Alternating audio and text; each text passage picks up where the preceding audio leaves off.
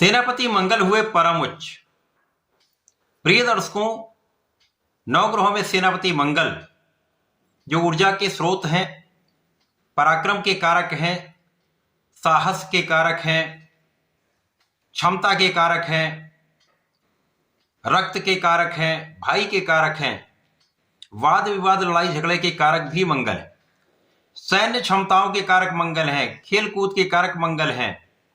अत्यंत महत्वपूर्ण तथा पूर्ण रूप से ऊर्जा का सर्वश्रेष्ठ प्रवाह करने वाले सेनापति मंगल 16 जनवरी से अपनी उच्च अवस्था में आ रहे हैं, अर्थात ये मकर राशि में प्रवेश करने जा रहे हैं।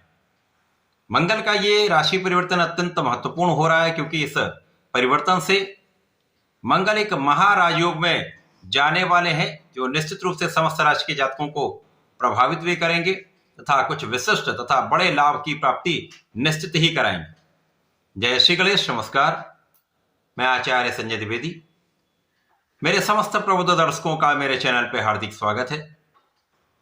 प्रिय दर्शकों, आज मैं मिथुन राशि के लिए सेनापति मंगल के इस राशि परिवर्तन का, इस बनने वाले महाराजयोग का किस प्रकार का प्रभाव आप पर पड़ने वाला है, किन किन भावों में वृद्धि होगी, इस समय का कैसे आप उपयोग कर पाएंगे, इस समय को कैसे आप लाभान्वित कर पाएंगे, अथवा कहीं पर कोई समस्या या अवरोध है तो उसका क्या निराकरण, संपूर्ण विश्लेषण मैं पूर्ण तर्क के साथ करने जा रहा हूं। प्रिय दर्शकों, इस राशिफल को आप अपने लग्न तथा राशि दोनों के अनुसार देख सकते हैं। मिथुन राशि के लिए यदि हम अवलोकन करें तो मंगल आपके लाभ तथा षष्ठम भाव के स्वामी, लाभेश षष्ठेश का गोचर अष्टम भाव में आरंभ होने वाला है। प्रिय दर्शकों, अष्टम भाव त्रिक भाव है, ये निर्बलता का भाव है, ये क्षय का भाव है। यहां पर समस्त ग्रहों का प्रभाव निर्बल हो जाता है, परंतु यहां पर मंगल विपरीत राजयोग में होंगे। विपरीत राजयोग एक ऐसा राजयोग है जहां पर आपको विपरीत परिस्थितियों में भी विशिष्ट लाभ प्राप्त होते हैं। ऐसी स्थितियां बन जाती जब आपको लगता है मेरा काम नहीं होगा, उन परिस्थितियों में आपको बड़े लाभ मिल जाते हैं, सारे काम बन जाते हैं, अचानक ही कार्य क्षेत्र में प्रगति हो जाती है, अचानक ही लाभ के क्षेत्र में प्रगति हो जाती है। तो ये एक विशिष्ट राजयोग है जो विपरीत परिस्थितियों में आपको लाभ कराने वाला होता है। यद्यपि मंगल का जो कार्यकत्व है कहीं ना कहीं कुछ निर्बल अवश्य होगा, परंतु यहां पर भी 3 प्रमुख ग्रहों का सहयोग आपको प्राप्त होगा, जिनमें 9 ग्रहों में राजा सूर्यदेव हैं, युवराज बुध हैं तथा दैत्य गुरु शुक्राचार्य, जिसके कारण ये गोचर कुछ विशिष्ट प्रभाव देने वाला है। मंगल यहां पर रुचक नामक पंच महापुरुष राजयोग में होंगे, परंतु मिथुन राशि के लिए ये अष्टम भाव है तो ये उतना विशेष प्रभाव नहीं देगा, परंतु राजयोग है तो कुछ अत्यंत सकारात्मक काम अवश्य होंगे। इस गोचर काल में मंगल यहां पर आपके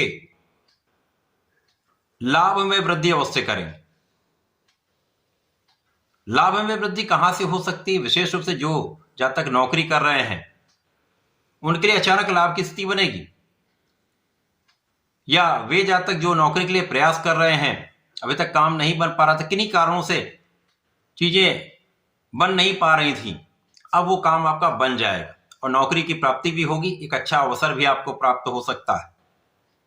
इसी प्रकार से वे जातक जो व्यापार को बढ़ाने के लिए ऋण लेना चाह रहे थे, काम नहीं बन पा रहा था, यहां पर आपको अच्छी संस्थाओं से ऋण प्राप्ति होगी, आपका काम भी बनेगा, आपका व्यापार भी विस्तृत होगा।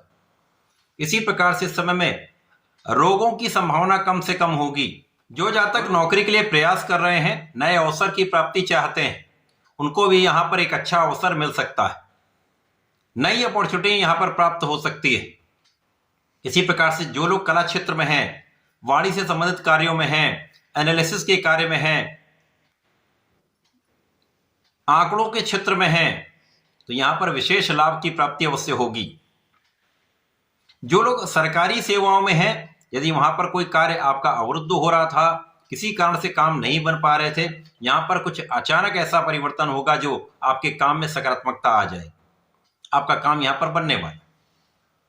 यहां पर कुछ मौसम से संबंधित विकार हो सकता है, मौसम से संबंधित कुछ छोटे मोटे रोग हो सकते हैं जहां आपको ध्यान देने की आवश्यकता होगी, अथवा भोजन में अनियमितता या भोजन का टाइम यदि सही नहीं है तो यहां पर कुछ समस्याएं हो सकती हैं।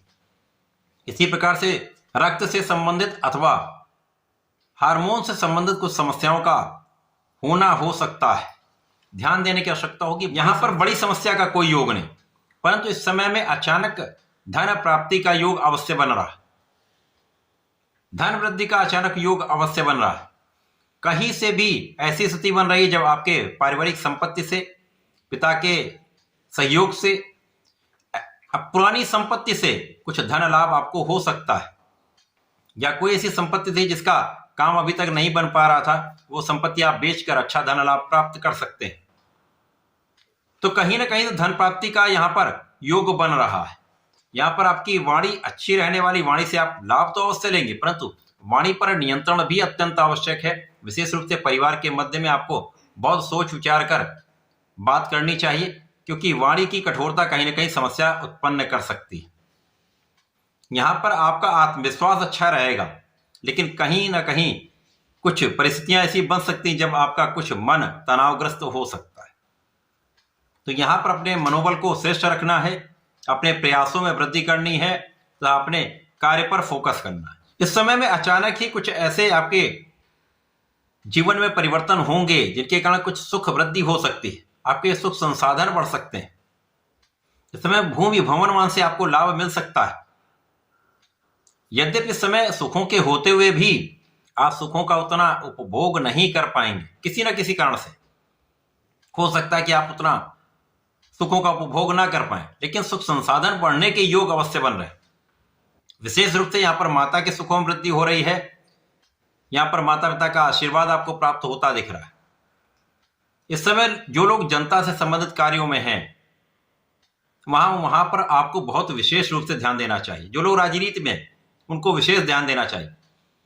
यहां पर कोई भी ऐसा वाद विवाद ना हो जिससे आपका बना बनाया काम बिगड़ जाए। ऐसी स्थितियां क्रिएट हो सकती हैं जब आपको प्रोवोक किया जा सकता है। उस स्थिति में आपको विवाद से बचना है। वाद विवाद के कारण कहीं ना कहीं आपके छवि पर इसका प्रभाव पड़ सकता है, अतः इस समय में अपने छवि का ध्यान रखते हुए सावधानी रखने की आवश्यकता हो। बाकी कोई बड़ी समस्या यहां पर नहीं है। ये एक ऐसा समय है जब आपको नौकरी क्षेत्र में लाभ मिलेगा, आपके कार्य क्षेत्र में अवश्य लाभ मिलेगा। अचानक ही कुछ प्रगति होगी कार्य क्षेत्र में, जब आपको लगेगा कि अब ये मेरा काम नहीं बन पा रहा है, अचानक ही वो काम बन सकता है। ऊर्जा का प्रवाह अच्छा रहेगा। केवल इस समय में आपको अपने बुद्धि बल का उपयोग करना है, अपने आत्मबल को केंद्रित करते हुए अपने लक्ष्य पर केंद्रित करना है, जिससे आपकी ऊर्जा का सही उपयोग सही दिशा में हो पाए। यदि आप ऐसा कर लेते हो, समस्याएं कम होंगी, लाभ अधिक होगा। इस पूरे समय में आपको गणपति महाराज की आराधना करनी है। ओम गंग गणपतये नमः का जप करें, गणपति अथर्व शीर्ष का पाठ करें। इस पूरे समय में मंगल के गोचर काल में आपको हनुमान चालीसा का नित्य पाठ करना है। यदि 40 दिन आपने बिना विराम लिए, बिना नागा किए आपने ये कर लिया, तो निश्चित रूप से यह समय आपके लिए अत्यंत विशेष हो जाएगा। सर्वाधिक लाभ आप प्राप्त कर पाएंगे। तो ऐसा करके इसका लाभ लें। धन्यवाद, नमस्कार।